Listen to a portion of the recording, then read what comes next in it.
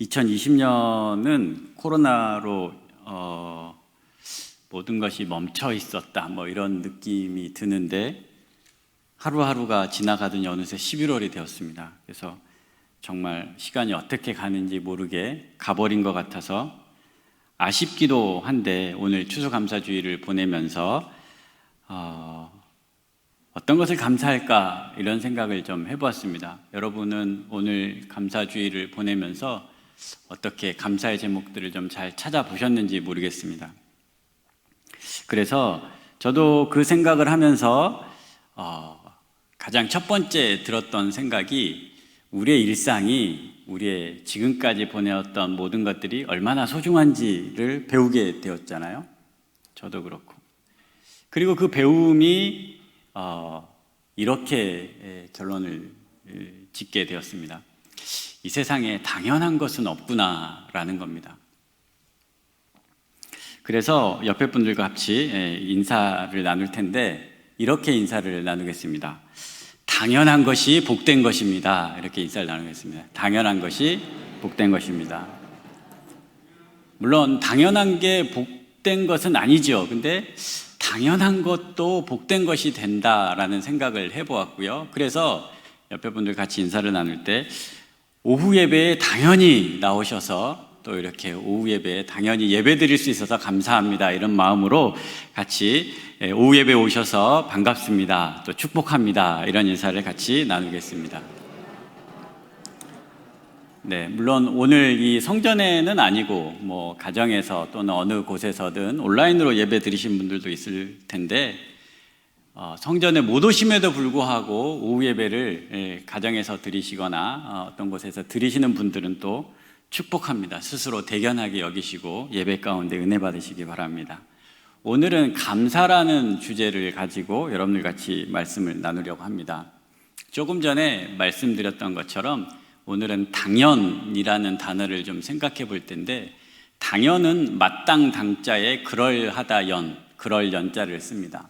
그러니까 마땅히 그러하다라는 것이 당연입니다. 10월 하면 우리 교회에서 10월 하면 당연히 뭐가 있죠? 바자회가 있습니다.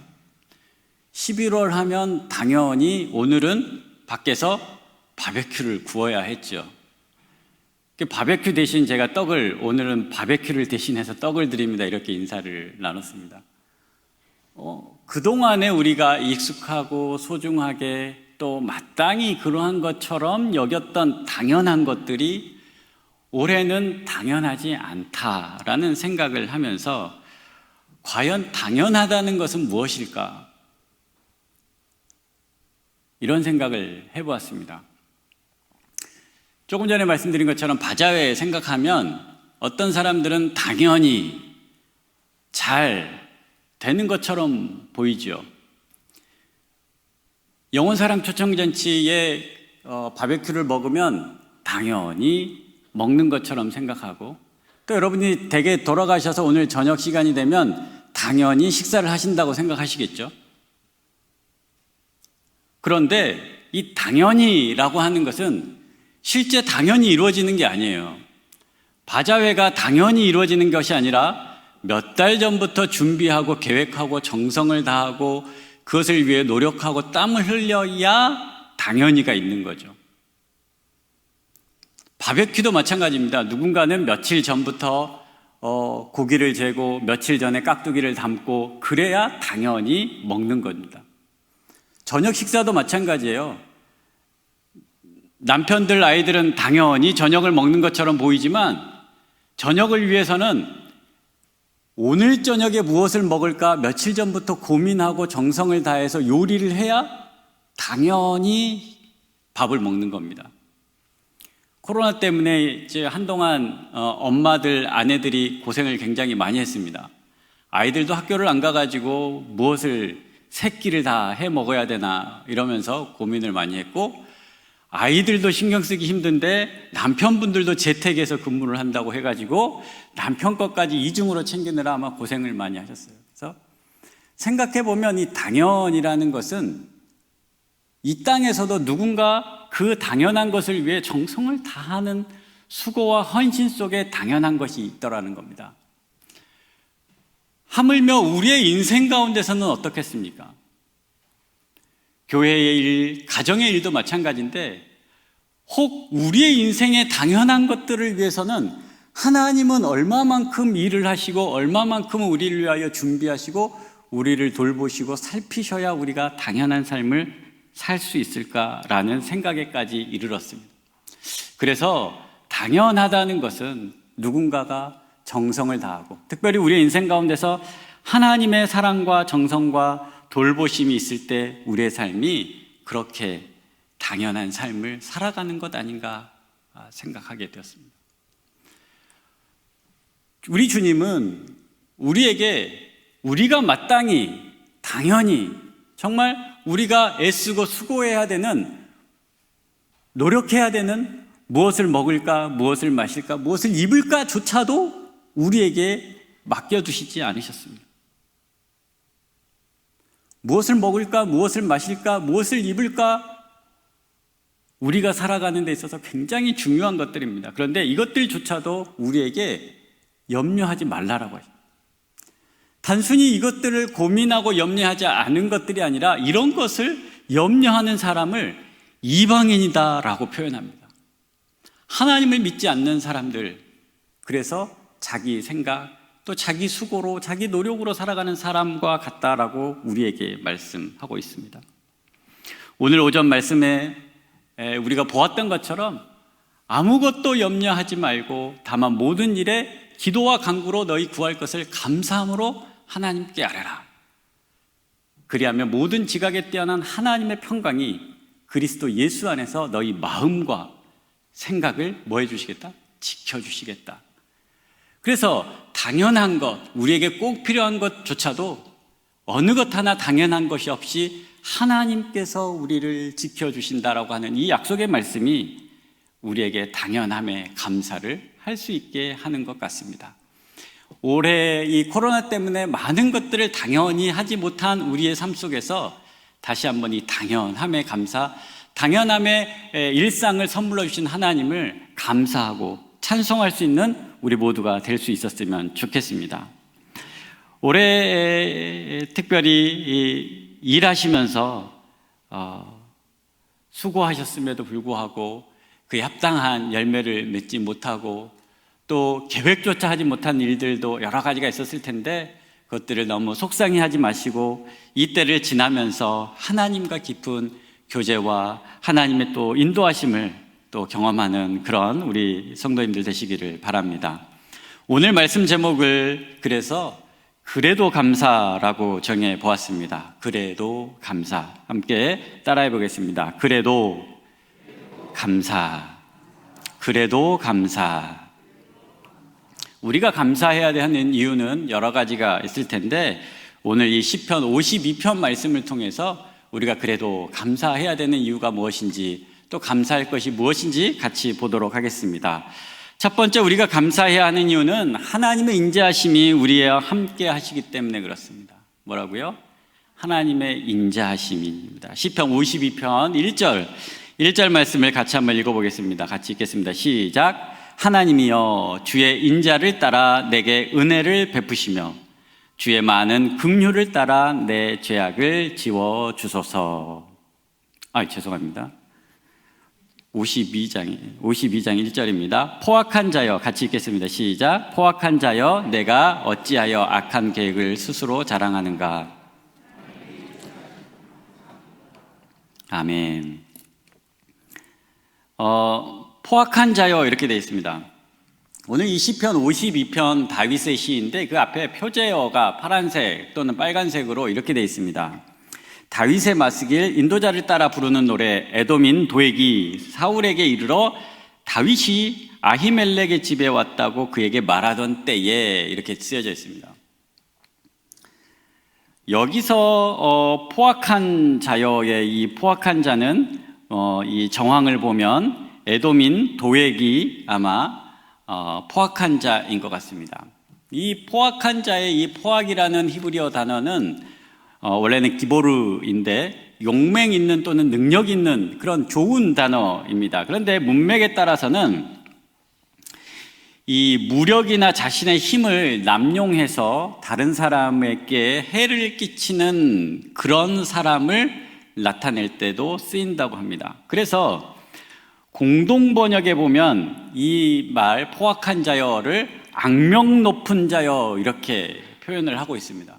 그러니까 그의 포악이 커서, 그리고 그 포악이 함부로 남용되어져서, 그의 능력이 남용되어져서 사람들로부터 악명이 높았던 사람을 오늘 본문 도액이라고 보면 되겠습니다. 그는 에돔 사람인데 그가 어떻게 사울 왕의 목자장이 되어서 영향력 있는 위치에까지 올라갔는지 성경은 기록하고 있지는 않습니다. 그런데 정황상, 그리고 오늘 본문 이 상황에서 다윗이 그곳에 갔다는 것을 제일 먼저 확인할 정도로 어쨌든 정보력도 좀 있고 그 목자장의 자리에 올라갈 만큼 능력도 있고, 어쨌든 타국인임에도 불구하고 외국인임에도 불구하고 그런 벼슬을, 관직을 이룬 것을 보면 나름 성공한 사람이었던 겁니다. 그런데 그는 그것을 이와 같이 악한 데에 지혜롭게 사용하고 스스로 자랑하는 사람이었다는 것입니다. 그래서 이 다윗이 처해 있는 상황 가운데서 얼마나 억울하고 얼마나 힘든지, 그리고 그가 지금 처해 있는 상황이 얼마나 곤란한지를 볼 수 있습니다.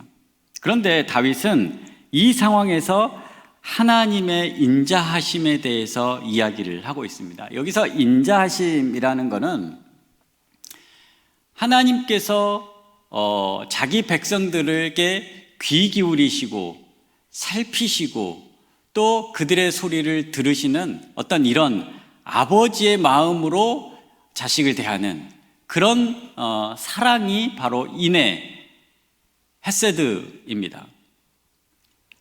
그러니까 지금 이 다윗이 노래하고 있는 이 하나님의 인애는 제가 지금 이런 처지, 절망적이고 힘들고 어려운 처지에 처해 있는데 뭐가 있기 때문에?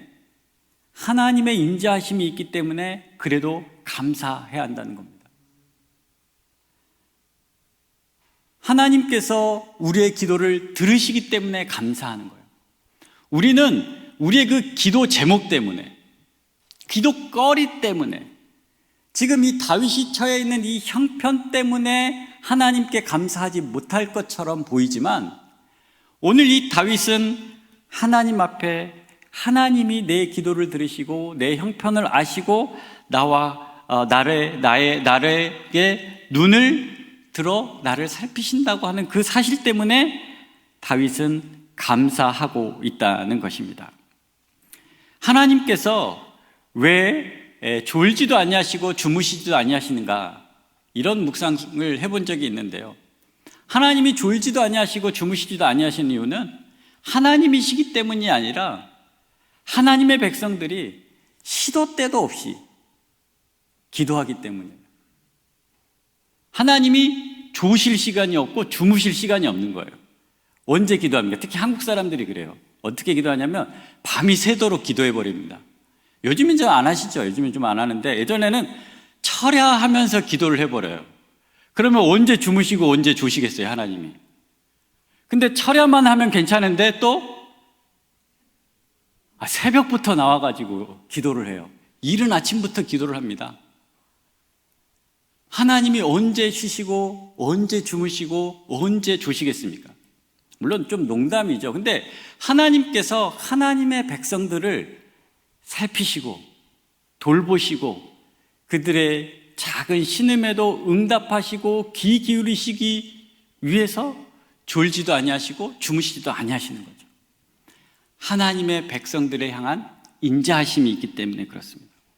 다윗이 자신의 처한 형편 마음 바라보며 하나님께 원망과 불평을 하겠지만 자신의 원망을, 처지를 알고 계시는, 쉽게 표현하면 사망의 음침한 골짜기를 걸어가고 있고 다니고 있는 나를 보시고 나를 인도하시는 그 하나님에 대한 인자하심을 믿기 때문에 하나님께 감사하였다는 것입니다. 그래서 다윗이 자신의 처한 처지, 형편, 앞으로는 어떻습니까? 앞으로도 마찬가지예요. 앞으로는 더 점점 심해집니다. 한동안 심해져요. 한동안 억울하고 한동안 피할 곳도 없이 도망갑니다. 그래서 그 가나안 땅, 이스라엘 땅에서는 더 이상 피할 곳이 없어서 모압으로도 갔다가 가드로도 갔다가 주변 지역으로 도망을 치죠. 미친 척도 합니다. 그럼에도 불구하고 자신의 형편, 자신의 자리에 함께 하시면서 인자하신 하나님의 눈이, 하나님의 귀가, 하나님의 사랑이 자신을 향해 있다라고 하는 그 고백 때문에 감사함으로 나아가는 것입니다. 두 번째 그래도 감사해야 하는 이유는 바로 그 하나님께서 이 땅을 통치하시기 때문에 그렇습니다. 같이 52장 5절 말씀을 읽어보겠습니다. 52장 5절입니다. 5절 같이 읽겠습니다. 시작. 그런즉 하나님이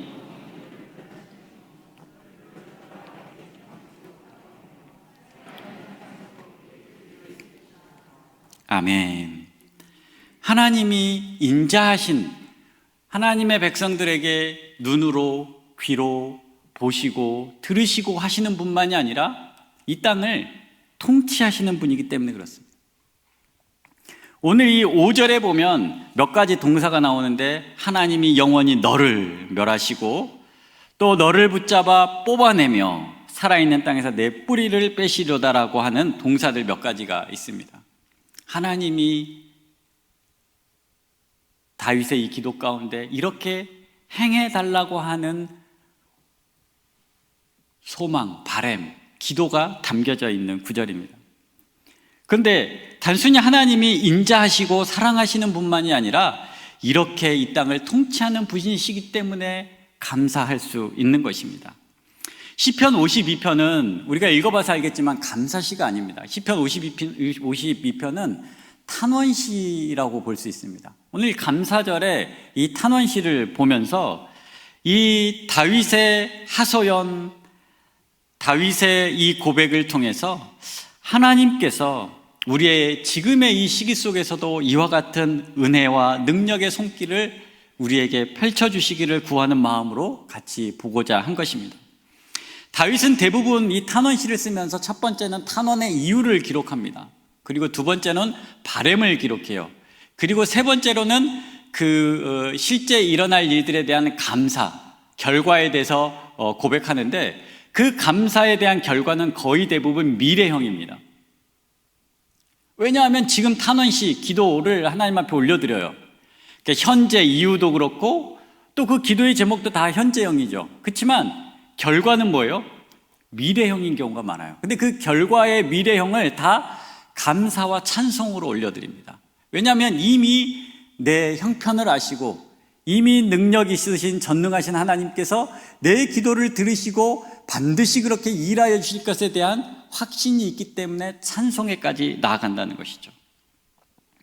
아직 일어나지 않았음에도 다윗은 그렇게 감사함으로 나아간 것입니다. 그렇게 찬송함으로 나아간 것입니다. 왜냐하면 하나님의 일하심의 능력을 믿기 때문에 그렇습니다.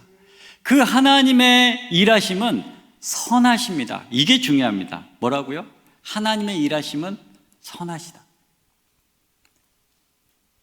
하나님의 일하심은 악하지 않습니다. 하나님의 일하심은 선하십니다. 하나님의 일하심은 공의롭고 하나님의 일하심은 정의롭습니다. 우리가 생각했을 때 공의와 정의를 우리 생각대로 우리의 바람대로 물론 판단하겠지만 하나님의 공의와 정의는 완벽하게 선을 이룬다는 것입니다. 오늘 우리의 형편과 상황 속에서 우리가 혹 억울하고 또 짐이 되고 또 속상하고 답답하고 하소연이 될지 몰라도 하나님의 정의와 하나님의 공의는 반드시 선하게 이루어진다는 것입니다. 그래서 시편 136편은 하나님의 선하심과 하나님의 인자하심을 찬양하면서 하나님께 감사하라라고 고백합니다. 하나님께 감사하라, 그는 선하시며 인자하시더라.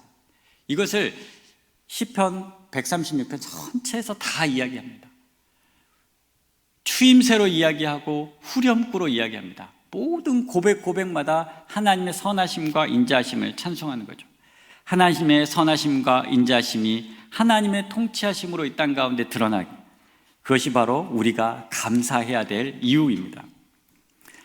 이 감사는 그렇게 살아가지 않는 사람들은 어떻게 살아가는지를 보면서 알게 됩니다. 7절 말씀을 보겠습니다. 하나님의 일하심과 통치하심을 부인하는 사람, 하나님의 선하심과 하나님의 정의와 공의를 부인하는 사람들은 어떻게 살아가는가? 52장 7절 같이 읽어보겠습니다. 시작. 이 사람은 하나님을 자기 힘으로 삼지 아니하고 오직 자기 재물의 풍부함을 의지하며 자기의 악으로 스스로 든든하게 하던 자라 하리로다. 아멘. 하나님의 통치, 하나님의 역사하심을 부정하는 자들은 자기 재물의 풍부함을 의지하며 자기의 악으로 스스로 든든하게 서가려고 한다는 것입니다. 그래서 온갖 수단과 방법을 가리지 않고 재물을 쌓는 것입니다.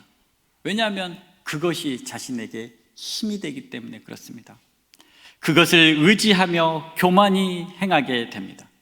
자신이 쌓아놓은 것이 많고 힘이 강해질수록 교만하게 행하게 된다는 것이죠.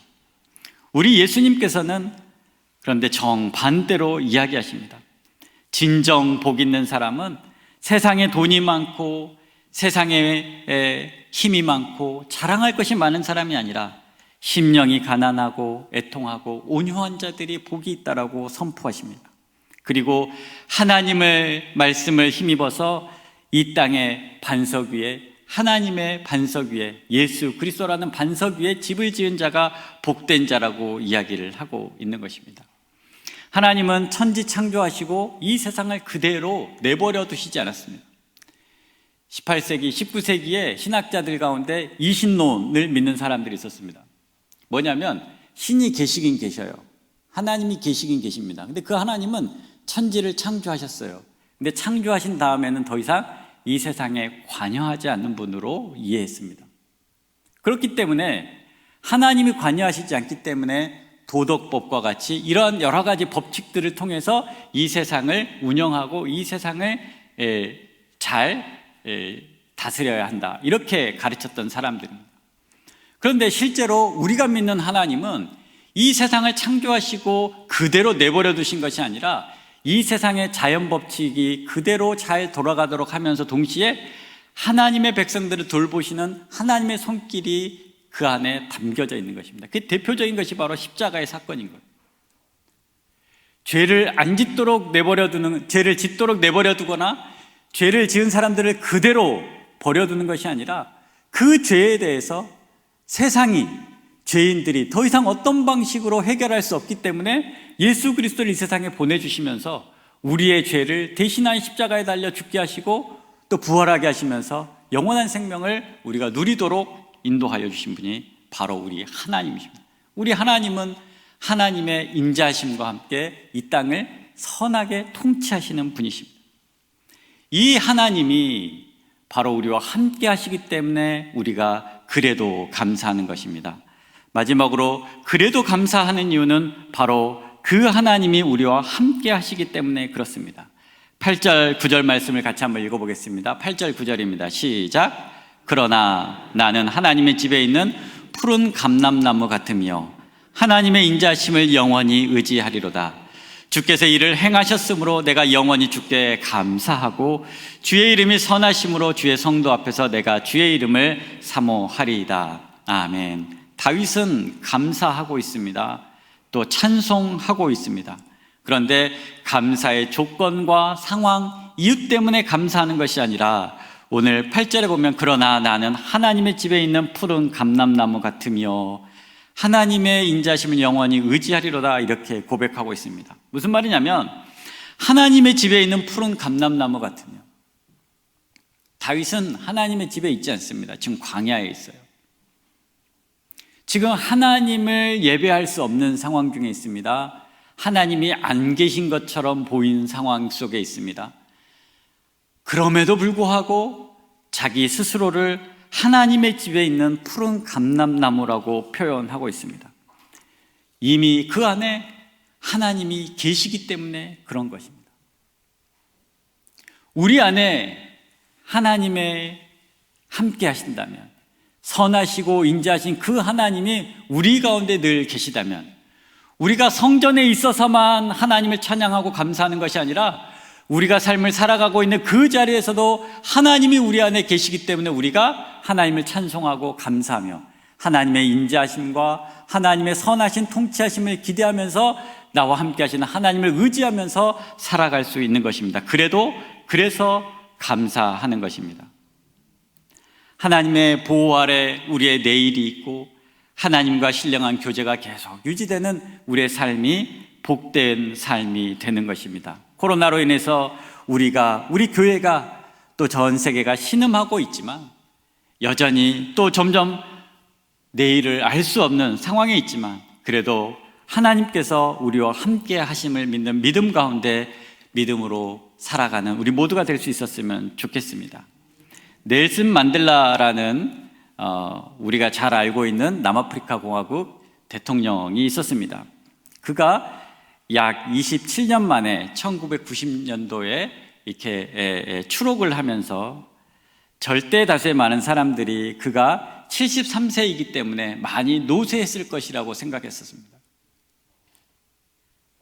당시 이제 백인들로부터 흑인 탄압과 인권 탄압에 대해서 투쟁하다가 이제 감옥에 갔었고 27년이라는 시간을 감옥에 보내고 73세가 되어서 나왔으니까 이제 상상이 가시잖아요. 그게 90년도니까 이제 벌써 한 30년 전의 이야기고. 그런데 너무나 건강한 모습으로 나온 거예요. 그래서 이제 나중에 대통령도 되고 그렇지 않습니까? 이 건강에 대한 이유를 물었습니다. 그랬더니 다른 사람들은 5년만 감옥살이를 해도 그 나이면 건강을 다 해칠 것 같은데 어떻게 이렇게 건강하십니까? 그랬더니 나는 감옥에서도 하나님께 늘 감사드렸습니다. 하늘을 보고 감사, 땅을 보고 감사, 물을 마시면서 감사, 음식을 먹을 때도 감사, 강제 노동을 할 때도 감사, 늘 감사했기 때문에 건강을 지킬 수 있었습니다. 저에게 감옥 생활은 저주가 아니라 발전을 위한 귀중한 시간이었습니다. 이렇게 고백했다고 합니다. 다윗도 마찬가지입니다. 내가 지금 처해 있는 상황과 형편 속에서 그것이 나를 힘들게 하고 버겁게 하는 것이 아니라 나의 있는 그 자리에서 내가 여전히 하나님의 선하심, 인자하심, 하나님의 통치하심을 바라보고 나아갈 때 하나님께서 나와 함께 하실 때 나는 이것을 헤쳐나갈 수 있고 하나님의 일을 해나갈 수 있다라고 고백할 수 있었던 것입니다. 오늘 우리도 이 고백의 자리에 함께 할 수 있기를 간절히 소망합니다. 김승희 시인의 그래도라는 섬이 있다라는 시를 소개하고 마치도록 하겠습니다. 전문은 아니고 처음부터 중간까지만 읽어드리겠습니다. 시 제목이 그렇습니다. 그래도라는 섬이 있다. 가장 낮은 곳에, 젖은 낙엽보다 더 낮은 곳에 그래도라는 섬이 있다. 그래도 살아가는 사람들, 그래도 사랑의 불을 꺼뜨리지 않고 사는 사람들, 세상에서 가장 아름다운 섬, 그래도 어떤 일이 있더라도 목숨을 끊지 말고 살아야 한다고, 그런 착한 마음을 버려선 못 쓴다고, 부도가 나서 길거리로 쫓겨나고 인기 여배우가 골방에서 목을 메고 뇌출혈로 쓰러져 말 한마디 못해도 가족을 만나면 반가운 마음, 중환자실 환자 옆에서도 힘을 내어 웃으며 살아가는 가족들의 마음속, 그런 사람들이 모여 사는 섬, 그래도, 그런 마음들이 모여 사는 섬, 그래도. 뒷부분이 있는데 여러분들은 한번 나중에 보시면 좋겠고, 우리 모두가 우리의 가정이 그런 사람들이 모여 사는 섬 그래도를 이뤘으면 좋겠고, 우리 교회가 그런 마음들이 모여 사는 섬 그래도를 만들어 갔으면 좋겠고, 이 나라와 이 민족이 그런 은혜들을 모여 사는 섬 그래도를 만들어 갈 수 있었으면 좋겠습니다. 오늘 우리의 삶이 너무 버겁다고 또는 코로나 때문에 힘들다고 낙심하기보다는 그래도 여전히 하나님의 인자심, 하나님의 눈이 우리를 향하고 있고 하나님의 귀가 우리의 기도에 귀 기울이고 있으며 하나님의 선하신 통치가 이 땅 가운데 이루어질 것이고 하나님이 우리와 함께 하시기 때문에 살아가는 우리 모두가 될 수 있었으면 좋겠습니다.